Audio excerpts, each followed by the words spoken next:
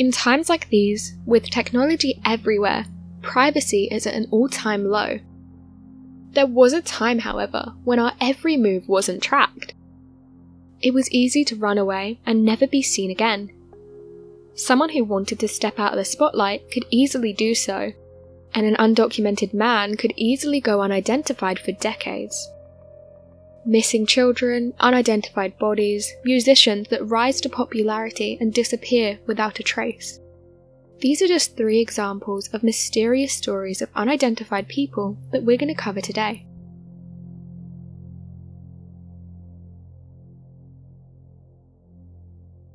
Beau Weevil Jackson. Recording artists nowadays are well known and well recognised. Paparazzi follow their every move, and fans know every detail about their lives. It's hard to imagine a time when you didn't even know the real name of the man singing your favourite song. But it did happen, and it wasn't that long ago. In southern United States, blues music was born. African Americans from this region adapted the style after work or field songs, church music, and folk music of the white populations around them. The Great Depression and the World Wars resulted in many black people leaving for the South in northern cities. With them, they brought blues music to cities like Chicago and New York, where it gained mass popularity. The first recordings of this music type were done in the 1920s. Beau Weevil Jackson was one of the first recordings. Some say his real name was James Butler, though some recordings credit him as Sam Butler.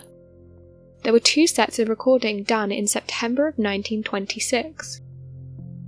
Many of his lyrics mention Birmingham, Alabama, leading many to believe he was either from the area or lived there around that time.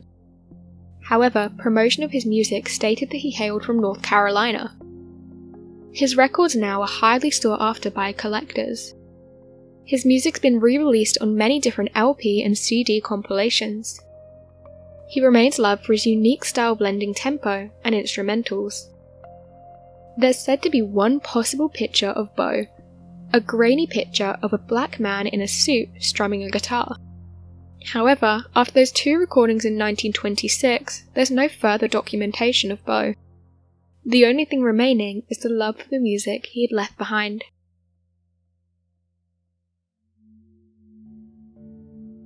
Johnny Lee Mills. The numbers are staggering. In Germany it's 100,000, in the UK it's 113,000, in the United States 460,000. These are the numbers of missing children reported every year. Sadly, these numbers are a poor representation of this problem that's plaguing the world today.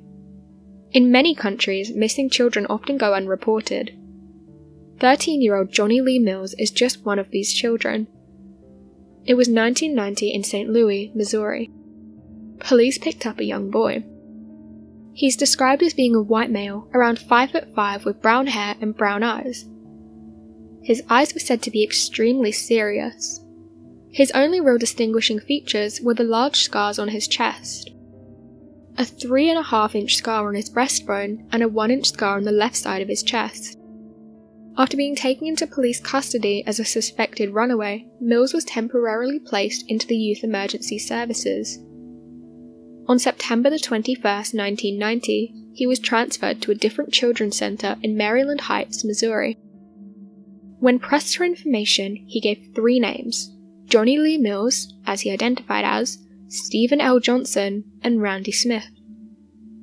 Workers recall Mills as secretive. He mentioned only living on his own for a long time. He also stated that he worked at truck stops, which indicated he may have prostituted for his money. Mills did not last one whole day in the children's center in Maryland Heights. Before his identity could be confirmed, he ran away from the shelter. The missing person case was filed under the name Johnny Lee Mills. His case was removed from the National Crime Information Center when this alias proved to be false, and because of this, his case was closed.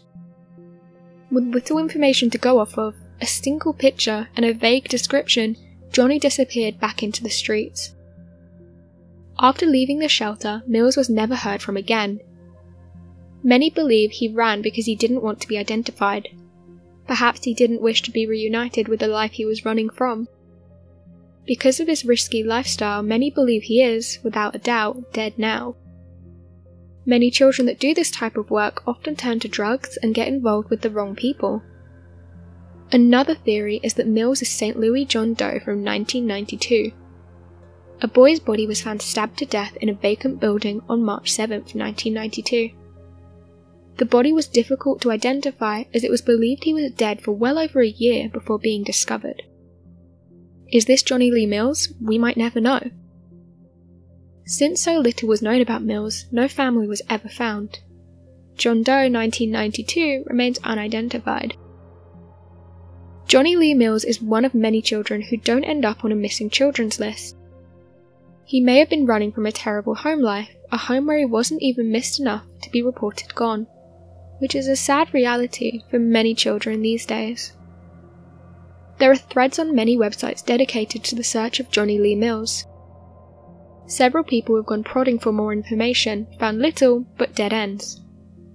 Since the case was officially closed, nothing further has ever been documented on him, and it's getting difficult to locate anyone with any information about him.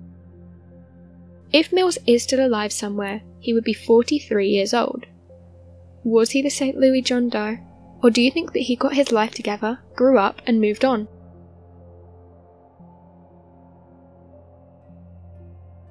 San Angelo John Doe. In the United States at any given time, there are roughly 15,000 unidentified people in the database at the National Missing and Unidentified Persons System. In San Angelo, Texas, one in particular has remained unidentified for over 2 decades.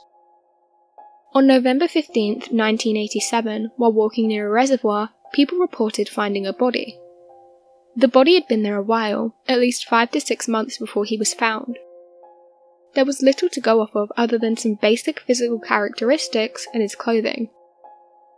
He was between 5'6" and 5'9", weighing somewhere between 150 and 170 pounds. The best estimate puts him between 17 and 21 years old. The most distinguishing feature was 2 missing molars on the right side of his mouth. As there was little left to identify him by, an anthropologist guessed that he was of Caucasian or Hispanic ancestry. The John Doe has gone on to be more known by the clothes he was wearing, rather than his appearance. He was found to be wearing size 34 Levi jeans and jockey shorts. The man was then given the name White Socks because he was discovered wearing clean white socks without any shoes.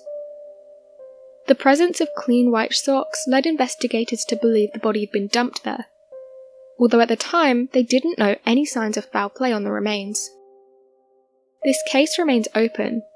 In fact, in 2013, investigators at the University of Northern Texas Forensic Science Unit were studying the crime scene photos when they noticed a defect on the skull. These investigators believe this could give new information as to what happened to him.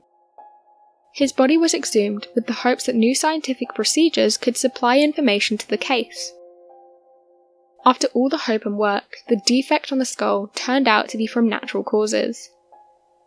Since they already had the body out of the grave, investigators then decided to send it to the University of Northern Texas to determine if any new information could be discovered. Here, his DNA was finally collected and entered into the system. After this, the body was sent to Virginia. Facial reconstruction and a sketch were done to no avail. White Socks remained unidentified. Investigators hope for a better reconstruction once the technology becomes available, but the sketch from 2013 is currently all they have to go on. A new thing for investigators had been familial DNA studies. With all the ancestry databases out there, crimes have even been solved using submitted samples. A study of White Socks' DNA in 2017 finally identified him coming from Spanish descent. He likely has ancestors that settled in Central and South America. His sample is close to a Colombian sample, and it's believed he's from that area. The local sheriff's office plans to periodically check for a DNA match in ancestry databases, with the hope that someday he might be identified. So what do you make of these unidentified people? Be sure to let us know your thoughts in the comment section below, and help us by growing this community. whilst working to solve these unexplained mysteries. Thank you for watching, and don't forget to subscribe for more videos.